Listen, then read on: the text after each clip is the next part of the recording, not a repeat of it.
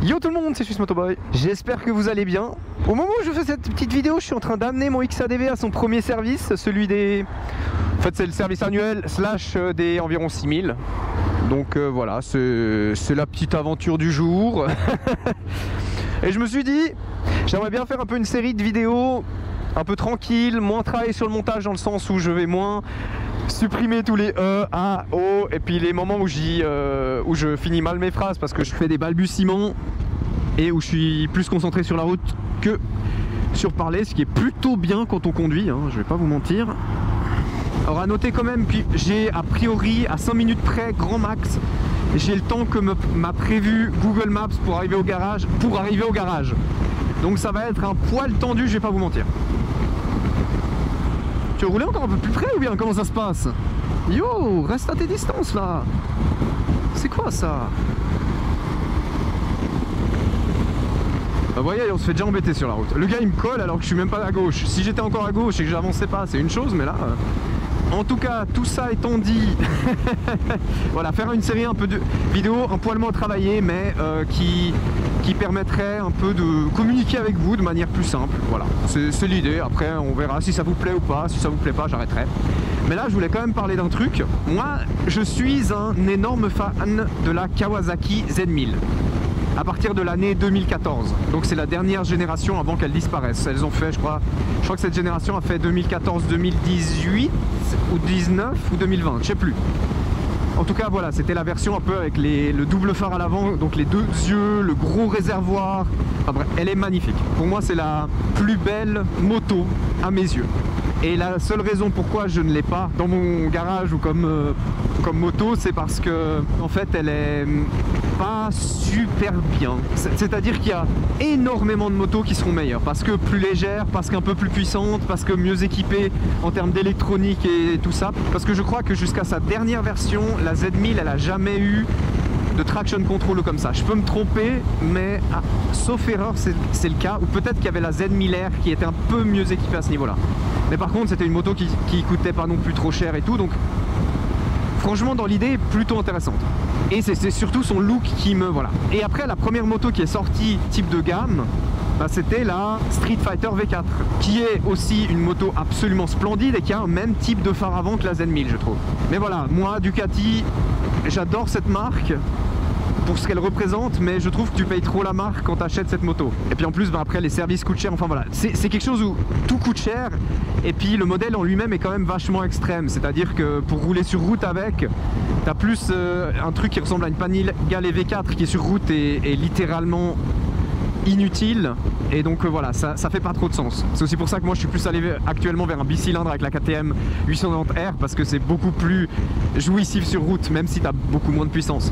Mais là, tu vois, 2025, ils annoncent une flopée de motos avec le même look. D'abord, Honda avec sa Hornet 1000. Surtout que la Hornet 1000 va, je pense, être, en tout cas dans les premières années, difficilement battable en termes de prix pour une 1000. Parce que là, de ce qui s'annonce, ça va coûter rien du tout.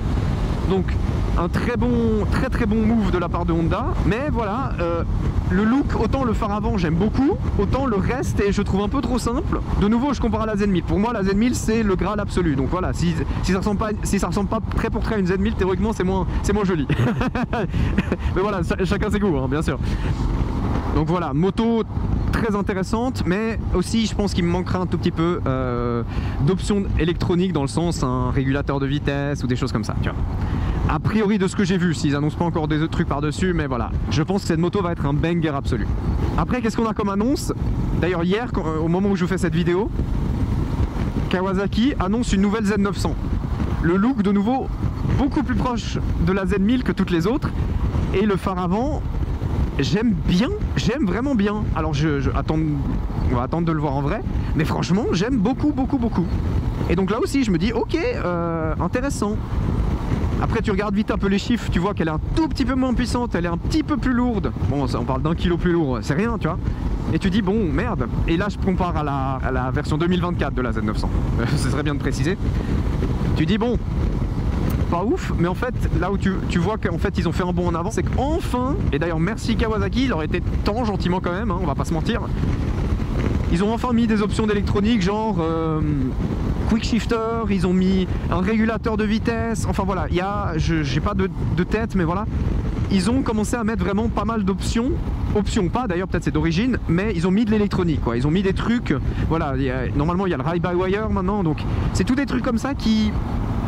Bah, je trouve que Kawasaki avait un peu de peine à le mettre, tu vois. Sur leurs tout gros modèles, leur toute grosse gamme, ils les avaient, tout ça. Mais sur les modèles milieu de gamme, mais qui sont quand même déjà des modèles très importants, une Z900 comme ça, franchement, presque la moitié de la concurrence, si ce n'est toute la concurrence, les avait. Vous étiez un peu en retard, les gars.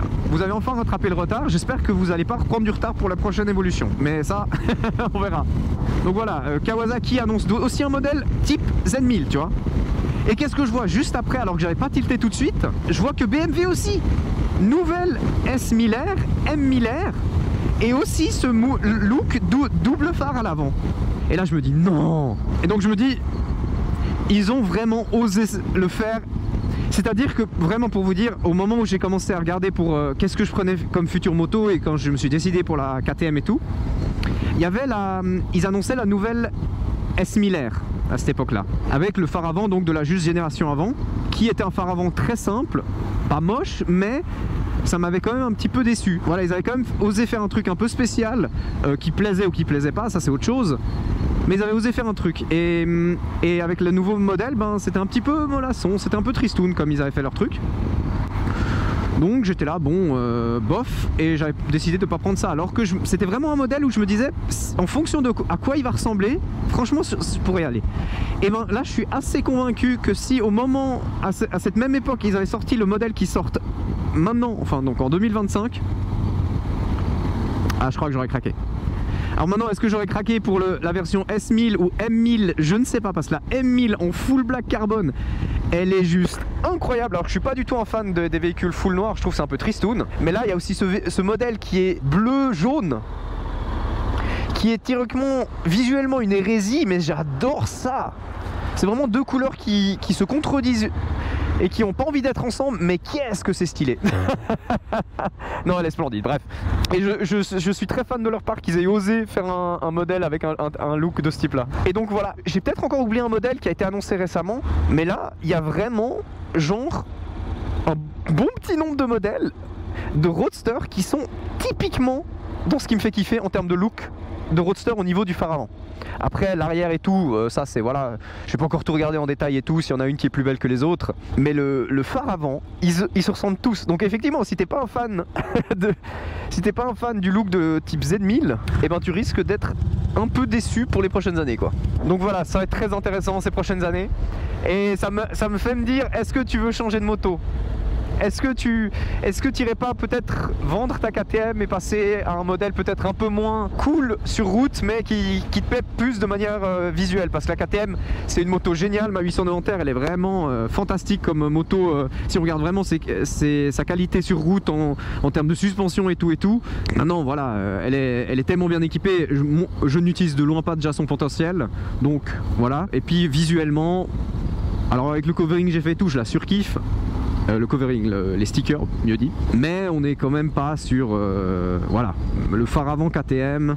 Je suis déjà content d'avoir le phare avant l'ancien et pas le nouveau, parce que le nouveau il est compliqué aussi. J'ai pas loupé mon histoire là? Est-ce que j'ai loupé le garage? Bon, je suis moins en retard que prévu, ça c'est bien déjà. Non, je pense que c'est bon. Vas-y, fonce. Mais donc voilà, c'est très intéressant. Et donc je crois qu'aujourd'hui, parce que là on est le 31, sauf erreur quand je vous filme ça, je crois qu'aujourd'hui il y a KTM qui annonce officiellement la... Enfin officiellement, on est déjà au courant, mais qui annonce la version R de la 990. Donc enfin, je pourrais comparer par rapport à ma 890R.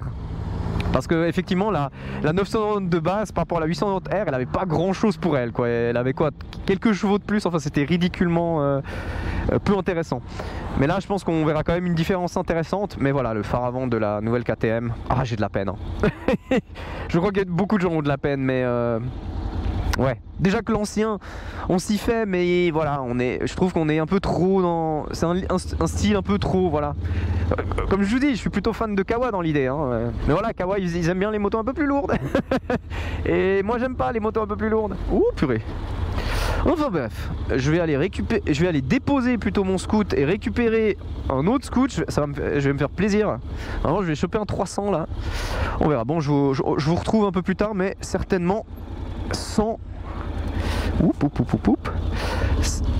Ah bah putain, mais c'est ouvert, super. Mais certainement sans la caméra en face, quoi. Non, enfin bref, pour revenir à ce que je disais avant d'avoir déposé et de récupérer celui-là, et maintenant je suis trop concentré à rouler avec celui-là. Ouais, cette année 2025, pour les roadsters type Z1000, on est bien, hein. On est vraiment bien. Ce sera vraiment quelques années fantastiques, en tout cas en termes de look visuel pour ma part, tu vois, ça va être fantastique, bref. Je vous fais des petits sauts, hein, parce que je me concentre quand il y a trop de trafic. C'est l'enfer là, c'est l'enfer. Ça roule tellement pas dans ce pays de merde là. Et s'il vous plaît, hein, là il va y avoir la votation pour les 3 voies. Vous allez voter, ceux qui peuvent voter, hein. Vous allez on va se la faire cette 3e voie, hein, parce que ça va pas le faire là sur le long terme, hein. Non mais regarde-moi ça, on est à l'arrêt. On est à l'arrêt sur l'autoroute, quoi. C'est juste pas possible.